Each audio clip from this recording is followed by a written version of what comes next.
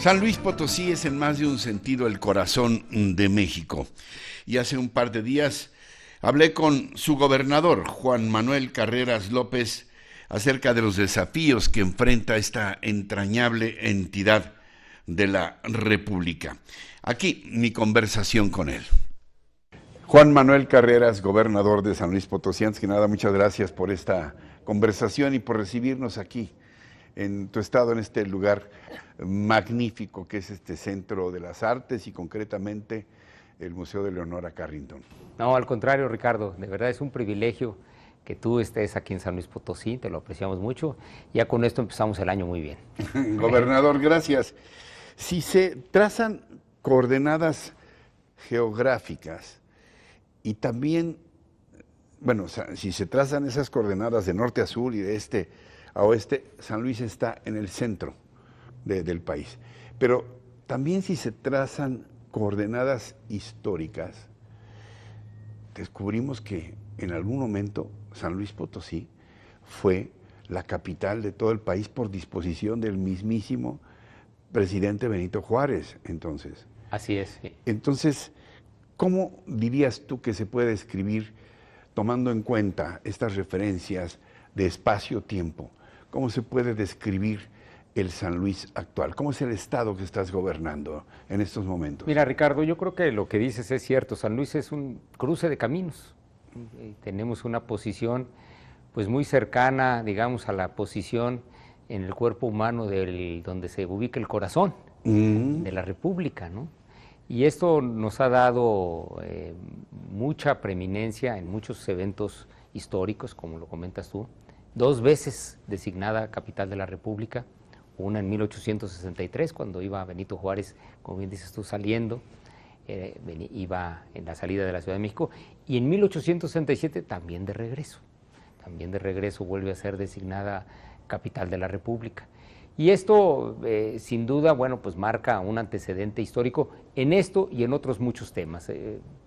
Primer estado que le da el voto a la mujer, el primer estado que le da autonomía a la universidad, a su universidad pública, en fin, ha habido una serie de cuestiones. Primer estado donde se ciudadaniza su órgano electoral, aquí empezaron a participar, ¿no? Entonces, ha venido siendo una prueba de muchas cosas en muchos sentidos. Y hoy lo que tenemos es un estado dinámico, moderno, que quiere ser, somos un estado medio, pero también que está confiado en sus potencialidades, Ricardo, que nos está yendo bien en crecimiento económico, que se está batiendo la pobreza, que tiene buena política social, me refiero, mira, salud, te nombro un tema, acaba de ser designado por segundo año consecutivo, primer lugar en los indicadores de Caminando a la Excelencia, que es una calificación que otorga la Secretaría de Salud Federal. Y esto me da muchísimo gusto. También en el tema educativo, pues se ha avanzado mucho con infraestructura, con cobertura. Entonces, me parece que lo que pudiera marcarse ahorita es que somos un estado que está buscando contribuir a hacer un buen desarrollo de, por supuesto, los potosinos, pero en particular de todo el país. Pero a ver, de esto que me acabas de decir se desprenden varias preguntas. Primero, en tu cuarto informe de gobierno de hace 3 meses, me llamó la atención que destacas la prioridad del Estado para mantener finanzas sanas. Sí. El año anterior fue un año muy complejo, con una nueva administración, nuevos modos de gobierno, etcétera. ¿Cómo pinta este año para San Luis Potosí, sobre todo hoy que acaba de anunciar el gobierno de la Cuarta Transformación, que encabeza el presidente López Obrador, que Hacienda, la Secretaría de Hacienda, va a corregir el que ya no haya subejercicio? El año pasado hubo un subejercicio enorme de 150,000 millones de pesos que no se emplearon. Dijo que ahora sí van a fluir más rápidamente los recursos financieros para el país. ¿Esto de qué manera va a afectar a los estados y particularmente cómo la ves para el estado que tú gobiernas? Yo lo veo en 2 sentidos. Un poco la relación de una entidad con el gobierno federal se da fundamentalmente en 2 grandes vertientes. La primera tiene que ver con los recursos que tienes que presupuestar para poder determinar una base de funcionamiento. Y esto es una mezcla, son los recursos que recibes de participaciones, de aportaciones por parte del gobierno federal y también tus recursos propios. Y la otra parte, el otro carril, digamos, tiene que ver con lo que tú gestionas, con que creas una agenda de desarrollo de tu estado. Y allí son diversas dependencias, son diversos proyectos, allí participa de manera muy personal el presidente de la República. Entonces, lo que vas haciendo es tratar de construir esa agenda que en muchos casos involucra proyectos a los cuales se les tiene que destinar recursos públicos para poderlos llevar a cabo. Entonces, en la primera parte, lo más importante siempre acaba siendo que en tus participaciones y tus aportaciones, pues mantengas un nivel, que te estés defendiendo de la inflación, que puedas contar con una manera de presupuestarlo durante todo el año, que hagas la tarea, que nadie te va a venir a hacer, de subir tus recursos propios, sin subir impuestos de preferencia. En San Luis Potosí no los hemos subido, lo que hemos es mejorado la eficiencia recaudatoria. Entonces lo que haces es subir esa eficiencia. El monto, pero no no los impuestos. Estás tratando. Y además, bueno, si eres un estado que, por ejemplo, tenemos un impuesto prácticamente todos los estados, que es el impuesto sobre la nómina. Si eres un estado que está creando empleos, pues también te crecen esos recursos para poderlos reinvertir. Entonces, lo que tienes que hacer es fundamentalmente trabajar en esas dos perspectivas. En el caso de las participaciones y las aportaciones, el gobierno federal, y ahí lo ha dicho bien el presidente, ha sido cumplidor, ha respetado esa parte. En muchos casos necesitamos que nos apoyen en asuntos específicos. Yo creo que un denominador común ha sido el sector educativo. Sí, el sector educativo. Yo creo que tiene que ver con este rubro. Y la parte de los proyectos yo creo que va variando dependiendo de los estados. Pero a ver, retomo algo que dijiste en tu respuesta anterior, construir una agenda propia de desarrollo para el estado.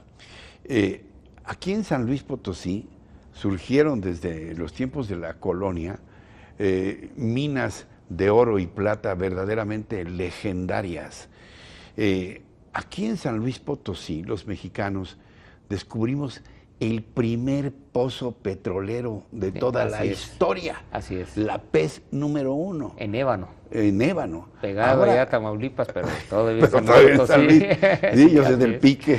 Sí, bueno, pero a ver, a dónde voy es, ¿cuál es la vocación actual de San Luis Potosí esa es una muy buena pregunta. Al desarrollo? A ver. Fíjate que ese tema es algo muy importante.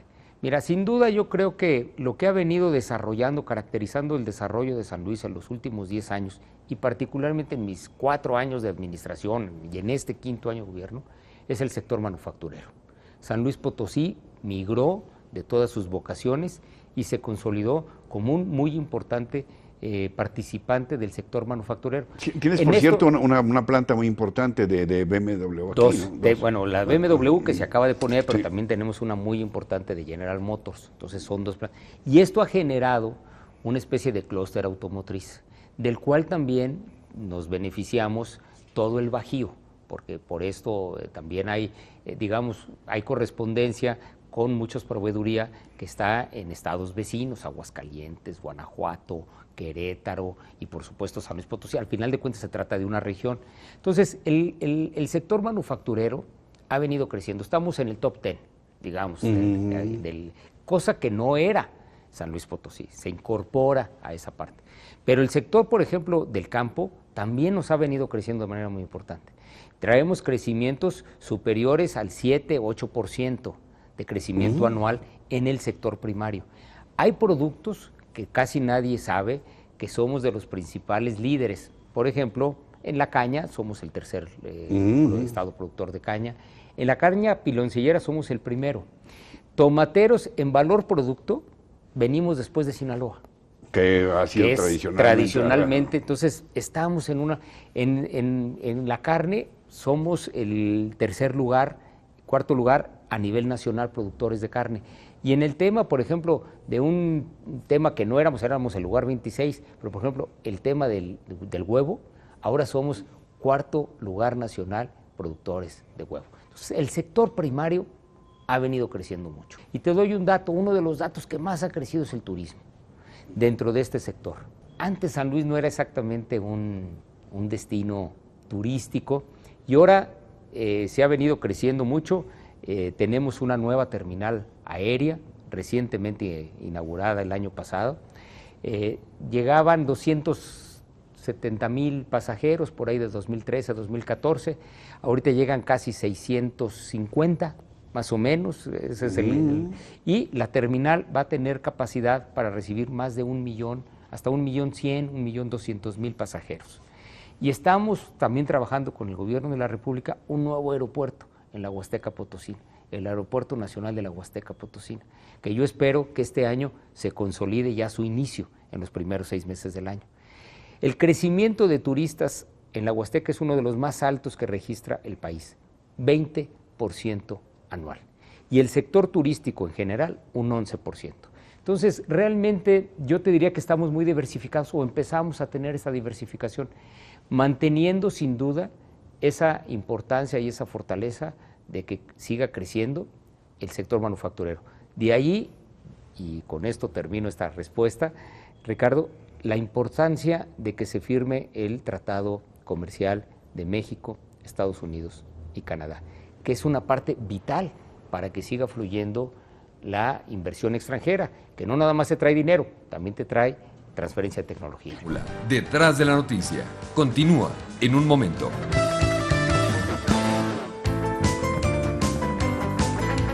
Regresamos a Fórmula, Detrás de la noticia.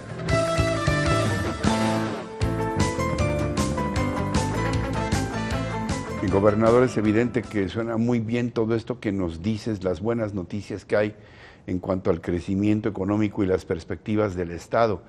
Pero también en tu informe hablaste de que era prioritario para ti un San Luis próspero, pero también incluyente. ¿Qué está haciendo tu gobierno para erradicar en lo posible la pobreza extrema o disminuir también en lo posible los impactos que puede tener la pobreza en términos generales, entendida no solamente como una conmiseración de pobrecitos los pobres, sino de incorporarlos al desarrollo? Déjame, para esa parte, fíjate que es muy importante un tema, Ricardo. Lo primero que tenemos que seguir haciendo en el país es seguir creciendo económicamente. Yo digo, la verdad es de que si eres una entidad que crece al doble, si hemos venido creciendo al doble de lo que ha venido creciendo el promedio del país, pues tú necesitas que ese crecimiento primero del país esté por encima y que después tú puedas hacer tu tarea y puedas seguir creciendo al doble. ¿Por qué? Porque si no hay ese movimiento de la economía, te va a afectar en tus indicadores sociales. Es decir, la gente va a empezar a afectarse un poco el tema de la movilidad social. A mí me da mucho gusto, y estos datos son del Coneval, que San Luis Potosí de manera consistente hemos venido bajando todos los indicadores en materia de personas que están en situación de pobreza. Más de 109,000 personas potosinas y potosinos han abandonado, por ejemplo, el esquema de pobreza conforme los indicadores de Coneval en estos 4 años. ¿Pero qué necesitas? Pues mucha persistencia, mucha perseverancia. Te pongo un caso y necesitas también mucha imaginación. Cuando yo recién llegué de gobernador, pues había un programa de desayunos escolares. Y con este programa de desayunos escolares me dice un día, existía la posibilidad con el gobierno federal de poder llevar a cabo un convenio para que fuera una empresa del Estado la que te surtiera los desayunos escolares.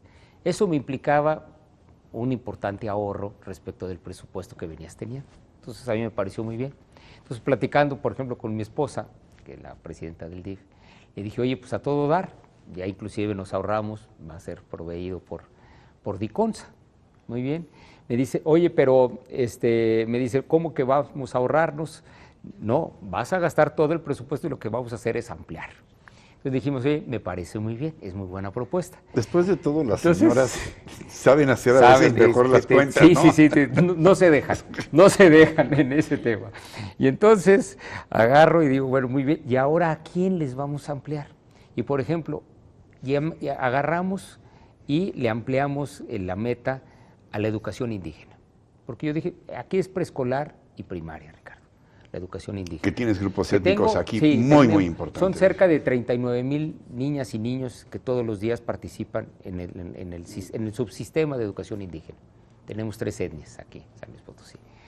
Y esos niños recibían durante los 9 años 3 desayunos, en tercero de preescolar, en primero de primaria y en segundo de primaria.